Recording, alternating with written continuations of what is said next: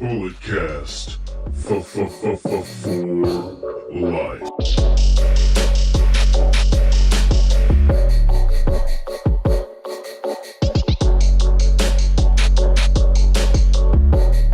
Hello, everybody, and welcome to another edition of Under the Radar. My name is Brandon, and on today's episode, we have a ton of news to go over.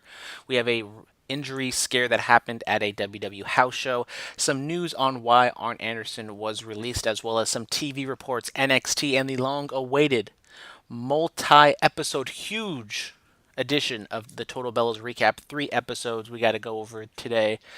I was thinking about doing a show last week, but not enough news. I didn't have NXT to recap, so I decided to take the week off, do it this week, and now that it seems as though the Bullet Cast is going to be on a regular scheduled Wednesday, Thursday, Friday type deal, hopefully we can kind of reel things back in and we can get a nice, succinct schedule every single week.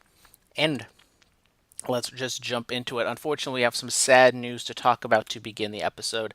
We have two wrestling related deaths. The first was obviously kind of the big news that happened yesterday. Luke Perry died at the age of 52. He was the dad of Jungle Boy, a wrestler who has made his name on the indie scene over here in the Bay Area. He was signed to AEW, one of the first names that was signed to AEW. Obviously not a big name, but he's kind of made of a name for himself over here. He's a former 90210 star. I'm going to be honest, I don't really watch 90210. I don't really know. I mean, I'm be honest, I didn't even know who he was if it wasn't for Jungle Boy being his father. But it seems as though in the wrestling business, he had a lot of fans. I mean, he had a lot of fans all over the world, and it's just sad to see, someone that young die. And unfortunately, we have another death that happened later in the day after Raw went off the air. News came out that WrestleMania 2 main eventer, King Kong Bundy, died at the age of 61. No news on why or how he died. He even tweeted, I believe, like hours before he died, and he was like plugging a convention appearance he was doing with Al Snow. So it's kind of sad to see King Kong Bundy go just kind of out of nowhere. One of those kind of guys that you know who he is, but he just didn't really have like a big impact in the wrestling business. But he's mostly known for being the WrestleMania 2 main event with Hulk Hogan, the infamous 3-city WrestleManias. He faced off to Hulk Hogan in that big blue cage. And he started wrestling in 1981 for WWE under the name Chris Kanyon. He later relocated to Texas, where he soon adopted the moniker King Kong Bundy, facing Fritz von Erich in his retirement match at Texas Stadium in 1982. He later went to Mid-South Wrestling, adopting the gimmick where he would demand a 5 count instead of the normal 3 count when pinning the opponents, and that was the result of Jim Ross. Jim Ross had that idea for King Kong Bundy, something we don't really normally see. I believe Big E is kind of the last big name guy we really saw have a 5 count.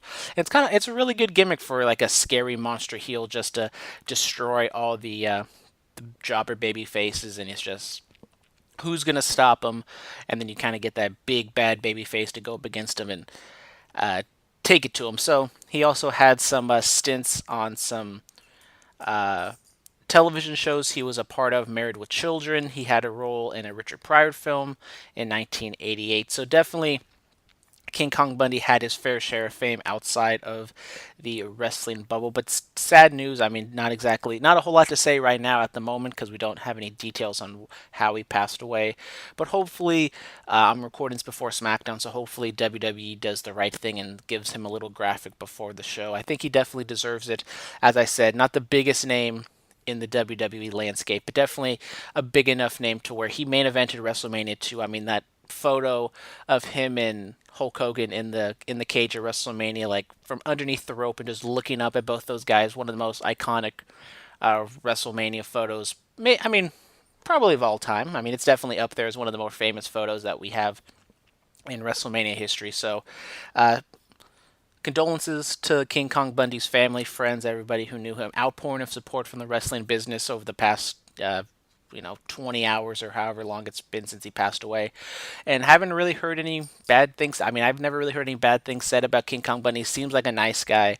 I follow Justin Roberts, the former WWE announcer, on Instagram. He posted some videos of him back in the day, like his high school or college days, to where he had interaction with King Kong Bundy. He seemed like a real chill dude. and just sad to see someone like that go at such a young age, 61 years old. I mean, too young to be going away like that. So, shout out to his family. Hopefully, everything works out for them. So, next up, we have Asuka sustaining some sort of injury at a SmackDown house show last night.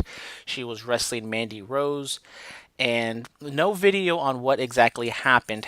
It's just the aftermath, but reports were circulating during Raw that Asuka got dropped on her head or neck during the match, and the match was quickly put to a stop and ended. And it seemed, I mean, everyone was saying that she fell on her neck or neck or head. Referees went over to quickly check up on her, and uh, Asuka tweeted later on in the day that she was fine. She posted on Twitter saying, "I'm sorry for worrying you. Hit my back, but that's fine." Then she also clarified that it's neither a concussion nor a neck, but you never. I mean, maybe she. I mean, it's kind of weird to everyone saying that she fell on her head and neck, but yet it's a back issue. I mean, if you do fall on your neck, you could have some back pain. So I mean, I'm not going to put too much emphasis on her saying that it's not a neck. I mean, the head.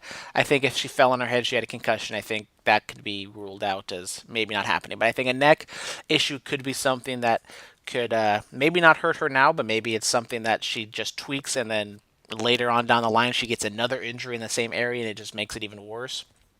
So hopefully Asuka's better. I mean, do you put heat on Mandy for this? As we said, I don't have the video. I don't exactly know what happened. But I think this is just kind of another thing of we have, some of these wrestlers, especially some of these women wrestlers who are just kind of green and they get pushed in these main event roles in these situations to where they have to have a match and they just end up hurting somebody. I mean, we have Nia Jax who punched Becky in the face. She's hurt some other people. The whole Brie Bella situation with Liv Morgan, we can get into that when we do the total Bellas recap. And we've had some other injuries. Not saying it doesn't happen with the men. The men get hurt all the time. I mean, there's definitely green guys who work and they hurt other guys all the time. But I mean, Mandy Rose just came into the business a few years ago and she was in Tough Enough, and now she's wrestling on house shows facing Asuka, and Asuka hasn't really been in a prominent position these last few weeks ever since she won the title at the Royal Rumble. She's basically been MIA. I mean, they were supposed to have a segment to where they choose or they announce her opponent for Fastlane, and that match or that segment got scrapped altogether. So Asuka just really hasn't been on TV. She's been on TV that one time. She lost to Mandy Rose on TV, and now she gets hurt. Hopefully, this doesn't hurt her too much going down the line. I assume she'll be fine to wrestle at Fastlane. You never know. Definitely got to sit and wait for SmackDown tonight and see what happens there.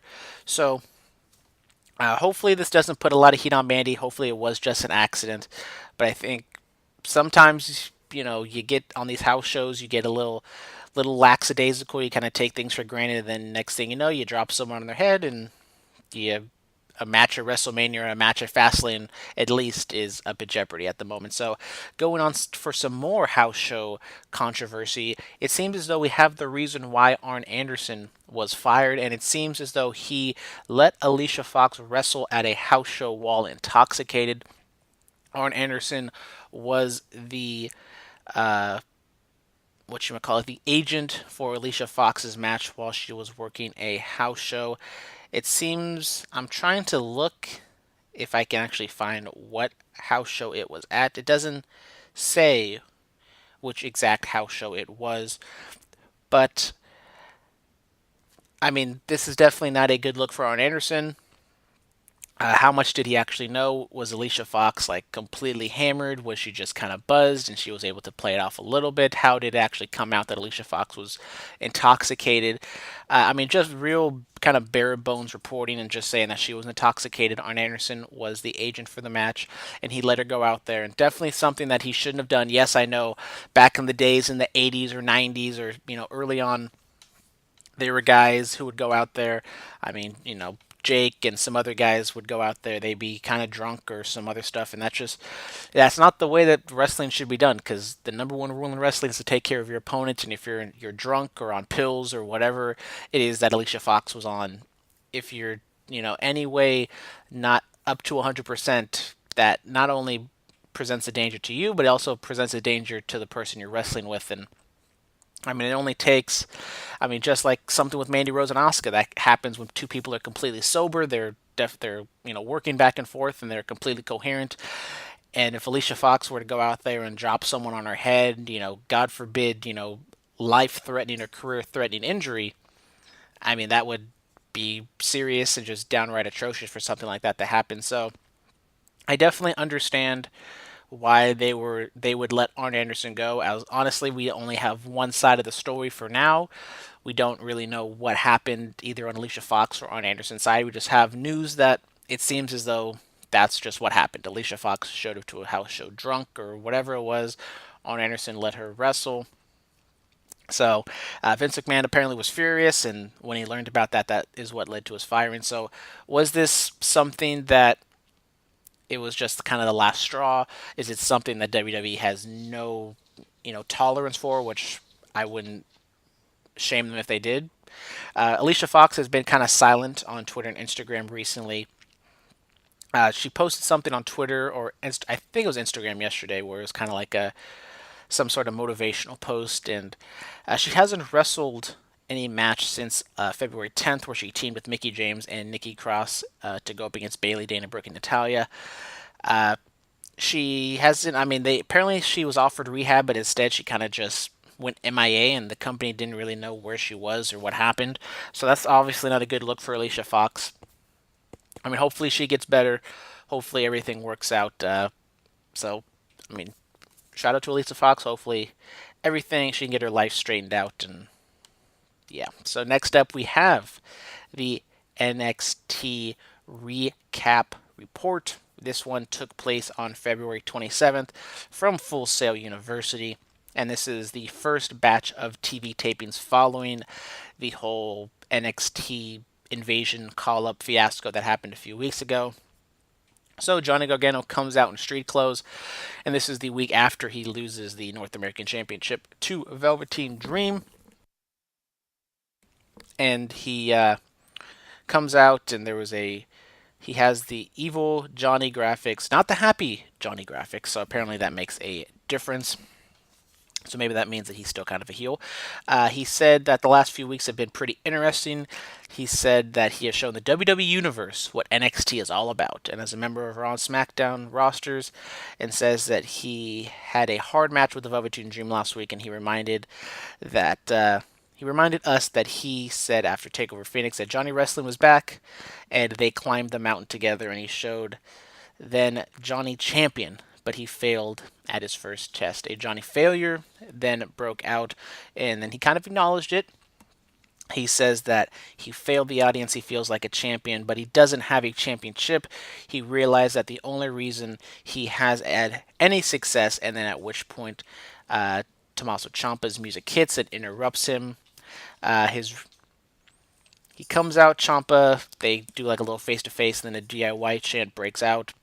Ciampa kind of goes back and forth with him. He says that, the only reason, ever since that we've kind of linked up, it shows that we've had success, obviously relating back to the matches they had on Raw and SmackDown a few weeks ago. Ciampa bring up the Dusty Rhodes Tag Team Classic, and he said that if they reunite, that they can be champions again, and they can stand tall at the end of the pay-per-view, just like they did in Phoenix. Gargano kind of contemplated. Ciampa offered a handshake. Gargano dropped the mic, gave him kind of a look, kind of hesitant, but in the end he shook Ciampa's hand, and the crowd went wild. So obviously I think this is where they were going in the long term. I think possibly they might have skipped a few chapters, just kind of, cleaning some stuff up after what happened with NXT or with Raw and SmackDown a few weeks ago. I mean, we all kind of knew that this is where it was going, a DIY reunion for some point, but I mean, it kind of doesn't hit hard. It doesn't hit hard enough to where it could have been. I mean, they just teamed up on Raw and SmackDown.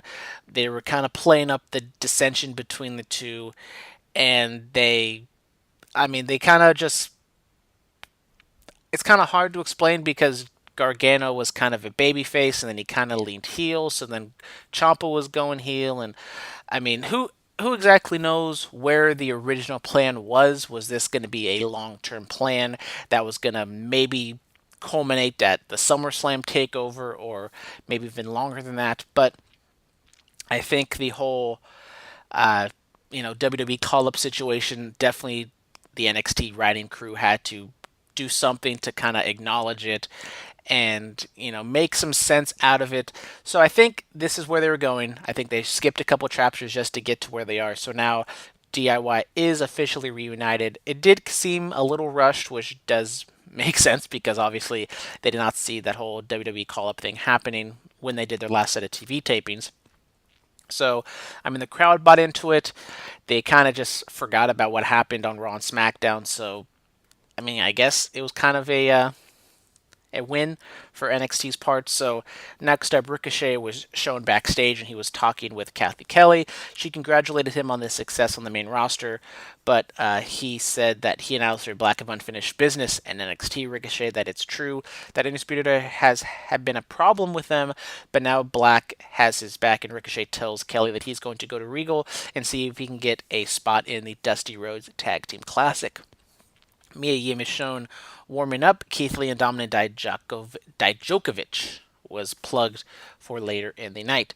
So Gargano and Ciampa are walking outside and they run into Candice LeRae. She glares at Ciampa, then gives Gargano the "you screwed up" look. She tells him that she hopes he knows that what he's doing, and Gargano says that she has to trust him. She doesn't say anything other than she doesn't want to say another word and leaves. So definitely some dissension between Candice and Gargano. Gonna have to see where that's going.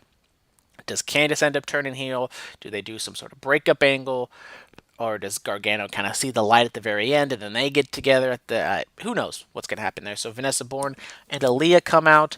They are definitely kind of the bougie tag team manager, whatever exactly you want to call them. Kind of like an Iconics 2.0, you might say. And they go up against, Vanessa Bourne and Aaliyah go up against Tainara Conti and Xia Li. Conti and Lee go up and they end up losing in 4 minutes and 56 seconds. Not a good match. If you saw these four women in NXT, you know that they're all kind of green and not exactly a pretty match. I mean, Aaliyah has been in the Performance Center for a while now, and she still hasn't shown any growth, I would say, since her days at whatever it was, Breaking Ground.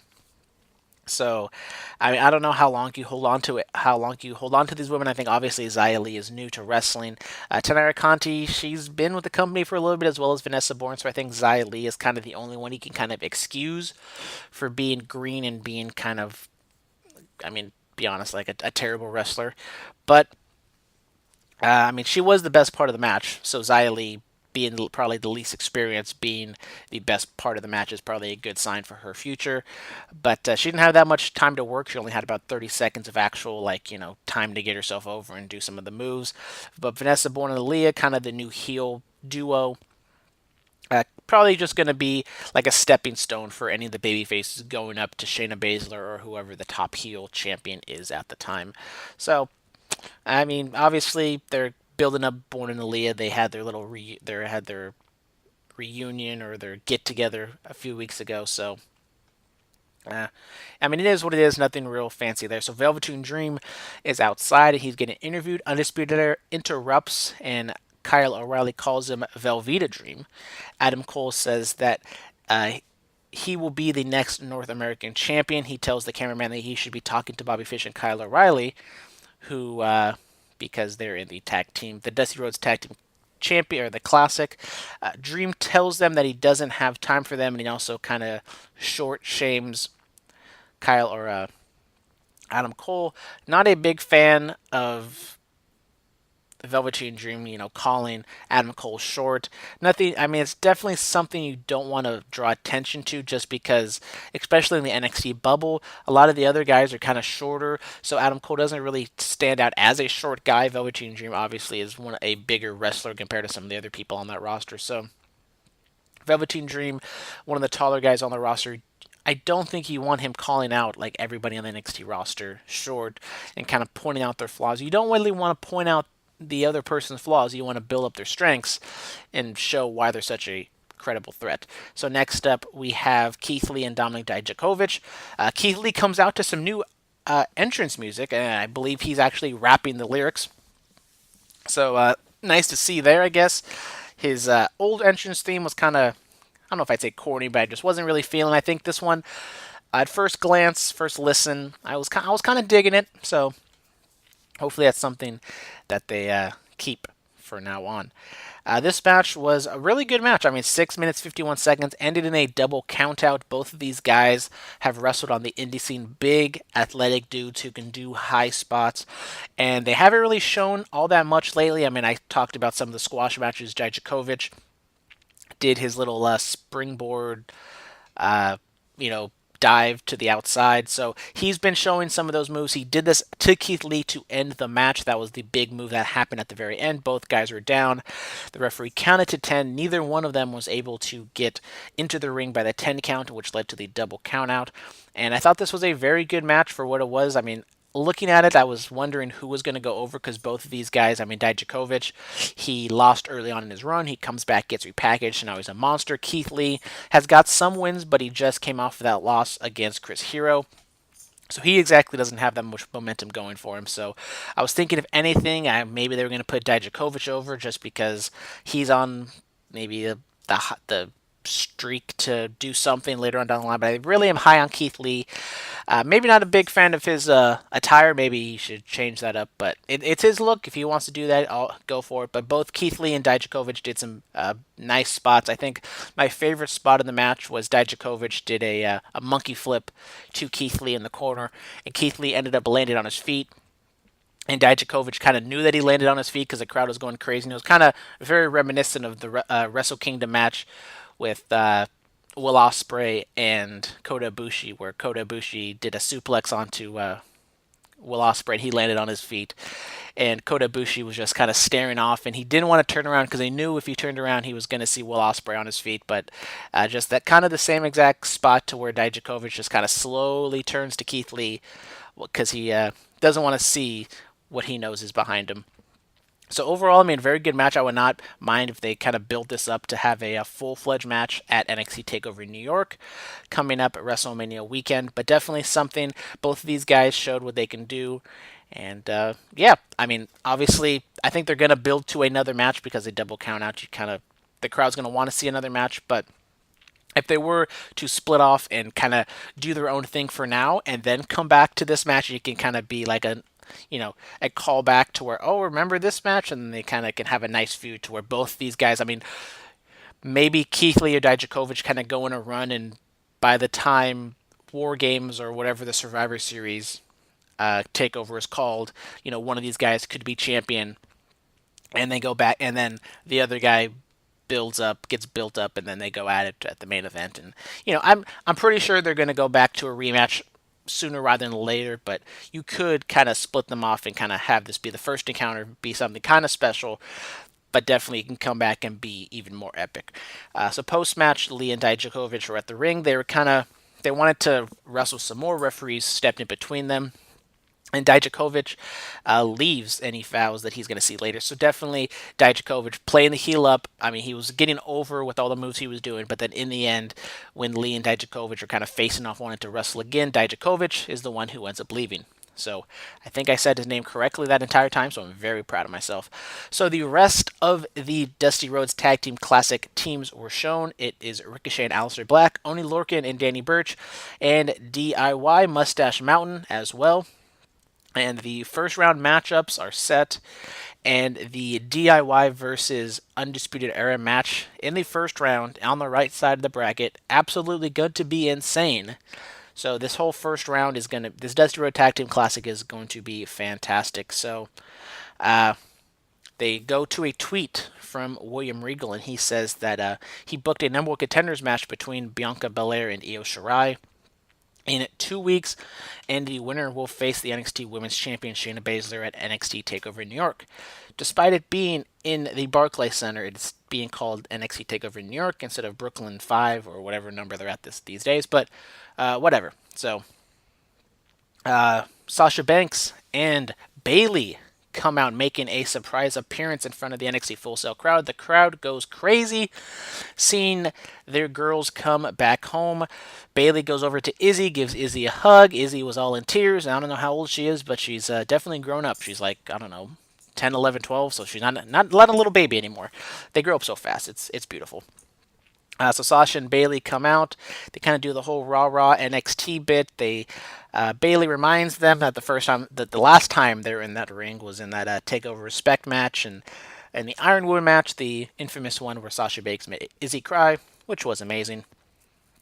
They said that it was important for them to come to NXT and share their success with the NXT audience. They want the WWE Women's Tag Team Champions to be the most prestigious championships in all of WWE, and they're taking them all over the world, from Raw to SmackDown to right here in NXT. Bayley lets all the ladies in the back to get ready, and maybe the next time they're in NXT, they will be defending the championships. So I think it's kind of a good announcement, just kind of broadening the roster of NXT women tag teams that they can have. I mean, obviously, I talked about Aaliyah and Vanessa Bourne. That can be kind of an easy win for Sasha Banks and Bayley. You have the other two horsewomen in the mix. You have Io Shirai and Kairi Sane. I mean, that match would be fantastic if they were to build that at maybe a pay-per-view or even an NXT TakeOver. Io Shirai and Kairi Sane go up against Sasha Banks and Bayley. I mean, good lord, that match would be crazy if they could get the time and do what they want to do. So, next up, Mia Yim and NXT Women's Champion Shayna Bazler are go at it in the main event, and Shayna Bazler ends up winning in 8 minutes and 27 seconds. So the most of the match was built around Baszler working over Mia Yim's leg, just repeatedly going after it, stepping on the knee, on the ankle, just working over her. And Mia Yim was doing some fantastic selling. She definitely was fighting through the pain, but in the end, it just wasn't enough. She ends up tapping out to the Karafuda clutch. Boom. Keeping Shayna Baszler strong, but definitely kind of protecting Mia Yim to an extent, giving her an injury out, but showing that she had enough fire and vigor that maybe she was healthy. She could have given Shayna Baszler a run for her money, but in the end, Shayna Baszler was just too strong and too overpowering. I mean, it's kind of limiting because since Shayna Baszler cut down Mia Yim's leg, she wasn't able to, use her full arsenal. So that can also be kind of another reason to why Mia Yim is going to want to get another opportunity down the line, just to say, look, you might have taken me down, but I didn't give you my best shot. I know what I'm getting into now, blah, blah, blah, blah. Some stuff like that. I think Mia Yim, I've said this in the past, she's good. She can be a lifelong NXTer. She can come to the main roster, but I think she definitely is a good babyface. She comes across well. She carries herself like a star, and she's a great wrestler, so, I mean, she can be here in NXT, up in WWE, whatever it is, but, yeah. So, overall, I thought it was a good match. I mean, not only a good match, but a good episode overall from NXT. We have the big announcement of DIY getting back together. But besides that, not a whole lot of forwarding of storylines. Yes, we have the announcement of the Dusty Rhodes Tag Team Classic, but for the most part, it kind of felt like the first episode of a TV taping. They have one big storyline, but for the most part, they're just kind of turning their wheels, getting things ready for the next couple months of television. So, can't wait for next week's episode of NXT. And finally, the moment y'all have been waiting for, the Total Bellas recap. We have 3 weeks of Total Bellas recap to go over. So first up, the one from February 17th. This is the episode where Brie kicks Liv Morgan in the face and Liv goes unconscious. Brie talks about it. She is devastated. She says she's never hurt anybody in the ring before.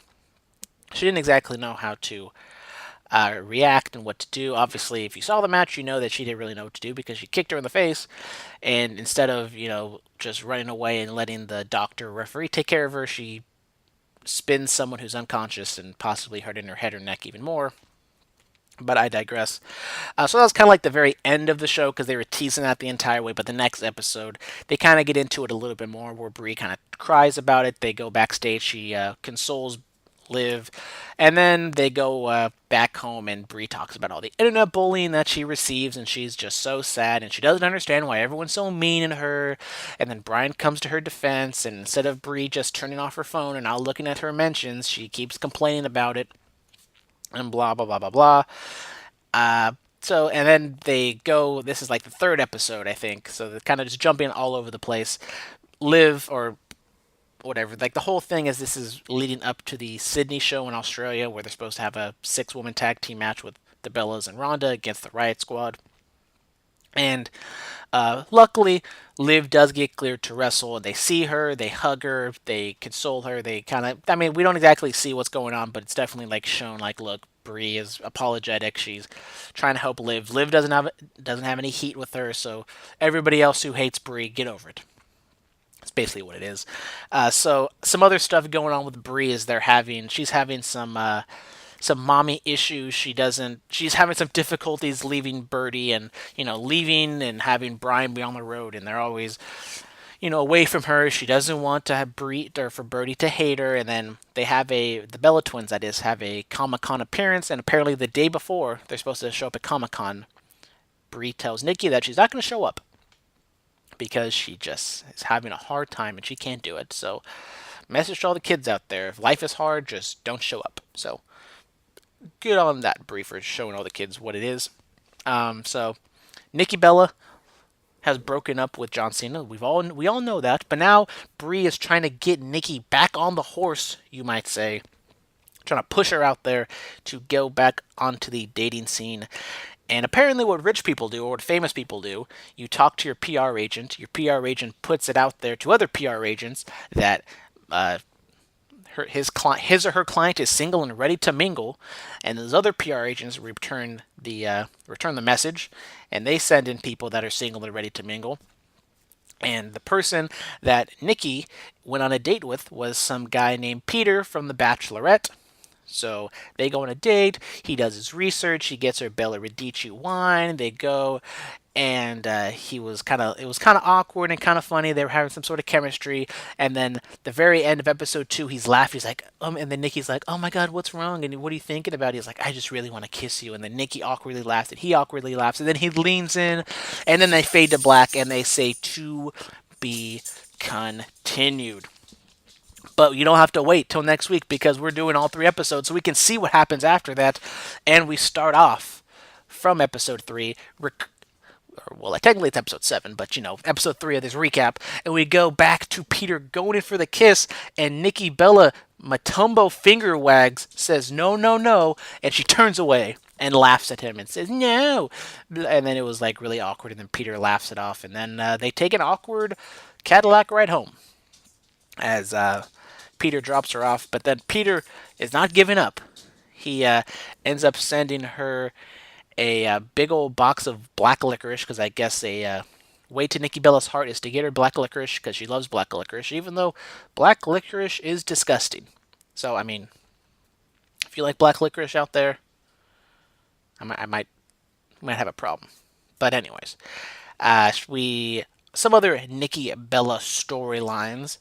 Apparently, there is a thing called Arizona Fashion Week, or Fashion Week in general. I don't know if it's like a World Fashion Week or if it's just in Arizona. But anyways, Birdie B, not to be confused with Birdie Bella or Birdie Danielson.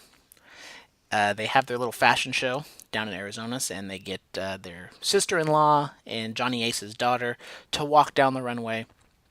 So that's also a thing that happened.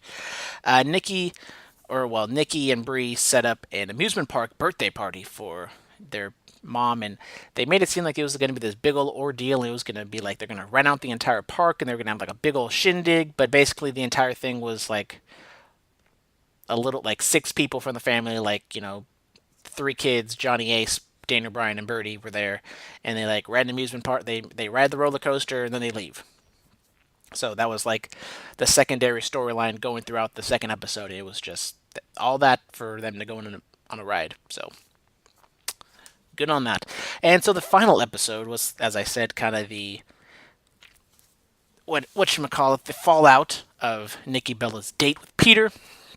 But Brian gets the the hippie eco-friendly itch again. Bryan kind of talked about how now that he's back on the road with him and Brie, it's really hard for them to be more eco-friendly than they usually are. They're eating a lot of plastic, or they're using a lot of plastic, not eating plastic, but they're using a lot of like meal prep plastic where they're eating like protein bars that are wrapped in plastic. They're doing all these different things. They have two cars. They're doing all these things that Bryan doesn't really want them to do, but they kind of have to do because of the lifestyle they lead.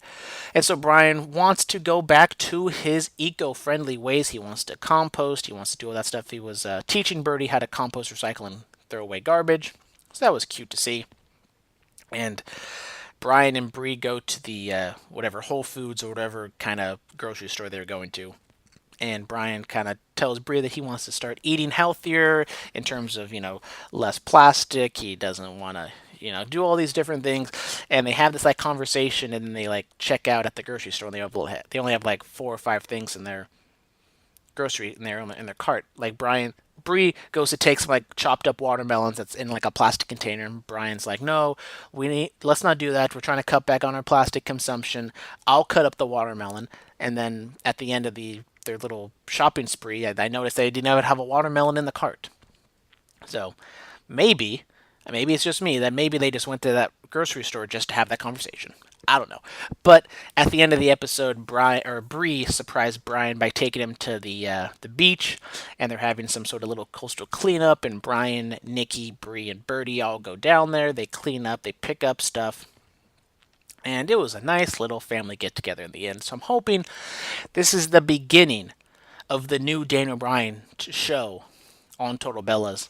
And just further and further down the line, he just gets kind of more and more eco-friendly, and then he just snaps, and we get full-on crazy hippie eco Daniel Bryan on Total Bellas, because that is my wish and desire. But anyways, that'll do it for me for today on this episode of Under the Radar. Thank y'all very much for listening. We have the Bullet Cast scheduled for Friday, I believe. So stay tuned for that. We're going to go over Raw and SmackDown. An interesting episode of Raw and SmackDown, I might say. But yeah, so. And we also have the first round of the Mania Madness tournament. So that'll be fun to see. I've already made up the bracket. It'll probably be posted on the Bulletcast Twitter and or Instagram within the next 48 hours, so stay tuned for that. If you want, you can print it out. You can fill out your own bracket, send it to us, and we can, maybe plug you on the show. We can talk about your bracket and who you have as the best WrestleMania match of all time. So, until next time, goodbye and good night. Bye.